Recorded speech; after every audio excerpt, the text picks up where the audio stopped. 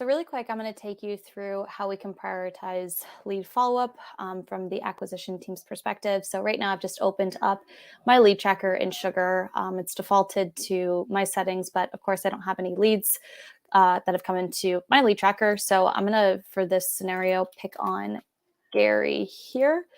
Um, for our just filters that we want to use for this entire process, we'll go ahead and set customer status to not a customer since we're just focused on the acquisition team here. For sales pipe status, we're going to set it as no preference / disabled. Followed up will remain not followed up. These next three filters you can ignore for the time being. Minimum points we'll want to have set to 60. Account and product interest can again be ignored for the time being. SDR qualified status will be set as no preference / disabled. And then decision maker status would be decision maker. Contact number can be no preference. And intent stage, again, doesn't need a filter there. So we'll go ahead and hit apply filters. And this will come up with the total list of contacts that fit into that criteria. These should be, in theory, those accounts that are properly assigned to you by tier.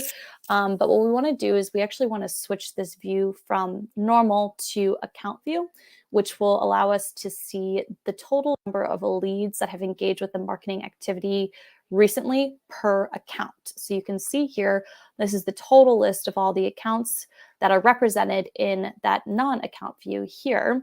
But then when you filter that on, you'll actually get a clearer breakdown per account. So we'll go ahead and put that back on. But here you go. You can see total number of leads that have engaged recently. You can also see how many of those per account have been followed up, average score, which is the lead score per account. And what we want to do is we first want to prioritize those accounts and follow up with those leads within each account that has the highest total number of leads engaged, which you can see in this column here. So SUNY School of Professional Studies has one lead that's recently engaged with marketing activities. Carlisle Area School District has 4. So just in this first snapshot here, you can see the Achievement House Charter School has 5 total leads that have engaged. When you click the drop down, you can get a bit more information about the account, that quick account history. You can also get more details on the individual contacts within the account. So their job title, lead score. If you drop down again, you can see their quick touch point history. So what they've engaged with from a marketing standpoint.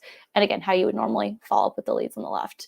And I want to just particularly choose this Achievement House Charter School because clearly it is not a tier A or tier B account and really shouldn't be assigned to Gary in the first standpoint. And we know this because of the total number of contacts on touch points on the left-hand side. So even though it has the larger number of leads that have engaged with marketing, we would not want to follow up with this account for the time being. We really just want to follow up with those confirmed tier A, tier B, or tier C from a BDE perspective. Scrolling down, the next best option would be Carlisle Area School District that has 4 total leads that have engaged with marketing. When you drop down there, now we've got confirmed it's a tier A, tier B, tier A or tier B, but it's a tier B here. So you can see verified account, verified enrollment. So we only want to be following up with those accounts first who have that verified enrollment, so you know it's the correct account for you. And again, you can follow up with individual contacts in the account just on the right-hand side here, as you would per usual. So first, working your way through those largest engaged accounts, so those who have 4s in Gary's scenario, or maybe 3s in Gary's scenario, and then following up with all the contacts within that account. And what's cool about this view as well is that you could potentially have 3 people who have attended the same conference, and that could be a bit of a connect there as well.